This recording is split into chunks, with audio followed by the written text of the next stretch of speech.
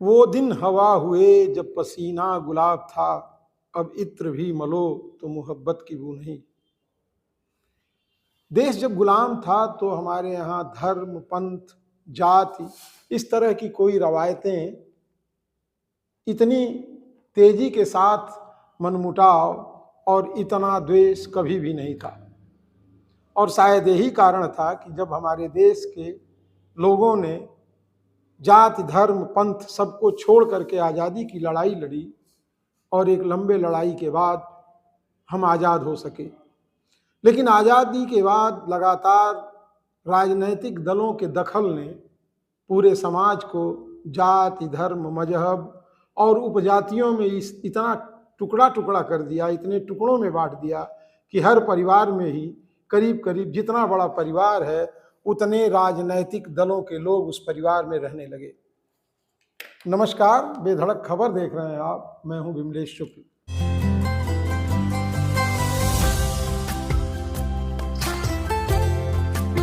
Extra, जश्न सच्चाई का। पुनः मैं एक बार आज बात करने जा रहा हूं बहराइच की, जहां सांप्रदायिकता की आग में महाराजगंज का पूरा कस्बा झुलस करके राख होने के कगार पर पहुंच गया। दुर्गा प्रतिमाओं के विसर्जन के दौरान जब वर्ग विशेष के मोहल्ले से होकर के जुलूस जा रहा था तो वहां अचानक पूर्व नियोजित तरीके से दंगे की शुरुआत हुई। हालांकि ये कोई नई बात नहीं है और हमारे आज़ाद देश में ये पहली बार नहीं हुआ।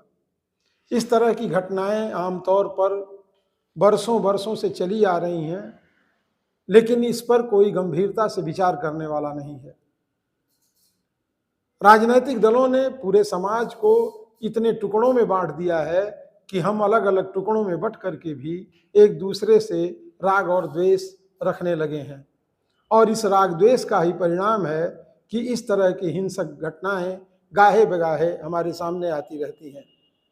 बहराइच के हरदी थाना क्षेत्र के महाराजगंज कस्बे में जब दुर्गा प्रतिमाओं का जुलूस अल्पसंख्यकों के मोहल्ले से होकर गुजरने लगा तो कुछ मनबढ़ों ने, जो अल्पसंख्यक समुदाय के थे, उन्होंने बाजा और डीजे को बंद करने के लिए कहा।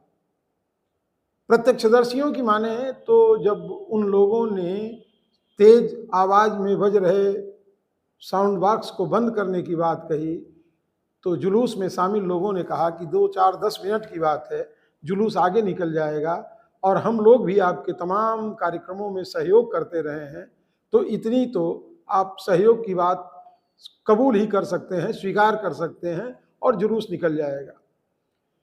लेकिन ये बात मनबढ़ों को अच्छी नहीं लगी और उन्होंने वहाँ अगल बगल की दुकानों से पत्थरबाजी शुरू कर दी। इधर दुर्गा प्रतिमा की विसर्जन में जा रहे लोगों ने भी उसका जवाब दिया और उसमें से एक युवक राम गोपाल मिश्रा ने जब जुलूस के एक भगवा झंडे को किसी मनबढ़ ने नोच दिया तो राम गोपाल मिश्रा भी एक घर पे चढ़ गए और वहाँ फहर रहा नीला झंडा, हरा झंडा जो भी था, उसको उतार कर फेंक दिया। मनबढ़ों को इसी बात की जरूरत थी, वो यही चाहते थे, उनकी मन की हो गई और उन्होंने ऊपर ही राम गोपाल मिश्रा को छत पर ही गोली मार दी। और यही नहीं, उन्होंने राम गोपाल मिश्रा को पकड़ लिया और अंदर खींच ले गए। जांच में पता चला कि जहां झंडा ऊपर छत पे फहर रहा था वहां भी खून के निशान मिले और दूसरी छत पर भी। वहां के लोगों ने बताया कि पुलिस वहां पर्याप्त मात्रा में मौजूद थी और सबको सूचना दी जा चुकी थी, फिर भी पुलिस और प्रशासन के लोगों ने कोई हस्तक्षेप नहीं किया। उधर राम गोपाल मिश्रा को गोली मारने के बाद उसके पैर के दोनों नाखूनों को भी नोच लिया गया। यह जघन्य अपराध करने के बाद मनमर एकदम उतारू हो गए हिंसा पर और उन्होंने जुलूस पर पत्थरबाजी की, डंडे फेंके और दोनों तरफ से एक तरह से अघोषित युद्ध शुरू हो गया। हालांकि बाद में मौके पर पहुंचे पुलिस और प्रशासन के लोगों ने थोड़ा बहुत इस मामले को काबू में लिया, लेकिन तब तक ये अफवाह फैल गई कि एक युवक की हत्या यहाँ हो गई है जिसका नाम राम गोपाल मिश्रा था। इसके बाद जुलूस में शामिल लोग भी आक्रोशित हो गए और जम करके हंगामा हुआ। पहले से ही तैयार आतताइयों ने जुलूस पर बेरहमी के साथ हमला किया और दर्जनों लोग बुरी तरह से घायल हो गए, जिसमें से कई लोगों को लखनऊ और अन्य अस्पतालों में भर्ती कराया गया है। घटना के बाद बेकाबू भीड़ ने जम करके तोड़फोड़ की। सोमवार को जब गांव में लाश आई तो उसके बाद भीड़ एक बार फिर उग्र हो गई। हालांकि तब तक एसटीएफ और पुलिस, पीएसी और पैरामिलिट्री फोर्स वहां तैनात हो चुकी थी।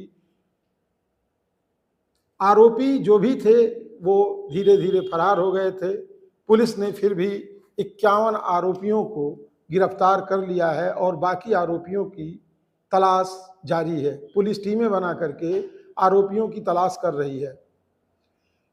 इधर मंगलवार को पीड़ित परिवार स्थानीय विधायक के साथ मुख्यमंत्री योगी आदित्यनाथ से मिलने लखनऊ पहुंचा। मुख्यमंत्री आवास पर मुलाकात के दौरान मुख्यमंत्री ने पीड़ित परिवार को 10 लाख रुपए नगद सहायता के साथ अन्य सारी सुविधाएं उपलब्ध कराए जाने का आश्वासन दिया। मुख्यमंत्री से मिलने के बाद पीड़ित परिवार के मुखिया ने बताया कि हम मुख्यमंत्री के इस सहानुभूति से अभिभूत हैं। मुख्यमंत्री ने अलग से भी स्थानीय विधायक से बात की और वहां के हालात के बारे में जानकारी ली। बिगड़े हुए हालात में अभी भी वहां पीएसी और पुलिस तैनात है। तेजी के साथ स्थिति में सुधार बताया जा रहा है, लेकिन इस तरह की घटनाओं के लिए जिम्मेदार लोगों को न बख्शे जाने की बात कहते हुए योगी आदित्यनाथ ने सभी आरोपियों पर कठोर कार्रवाई किए जाने की बात कही है। मुख्यमंत्री से मिलने के दौरान मृतका की मां फफक के रोने लगी और उसने बताया कि मेरा 23 वर्ष का जो बेटा था उसकी 6 महीने पहले ही शादी हुई थी और आज बेटी जैसी बहू मेरी विधवा हो गई। मुख्यमंत्री ने उन्हें ढांढस बंधाते हुए कहा कि जो होना था उसे तो मैं नहीं अब टाल सकता, होनी को कोई नहीं टाल सकता, लेकिन जो भी सरकार से बन पड़ेगा वो किया जाएगा। इस खबर में बस इतना ही। हमें अनुमति दें और अगर हमारे इस खबर को आप YouTube पे देख रहे हैं तो हमारे चैनल को सब्सक्राइब करें, फेसबुक पे देख रहे हैं तो फॉलो करें, लाइक करें। ये खबर आपको कैसी लगी हमें ज़रूर बताएं। नमस्कार।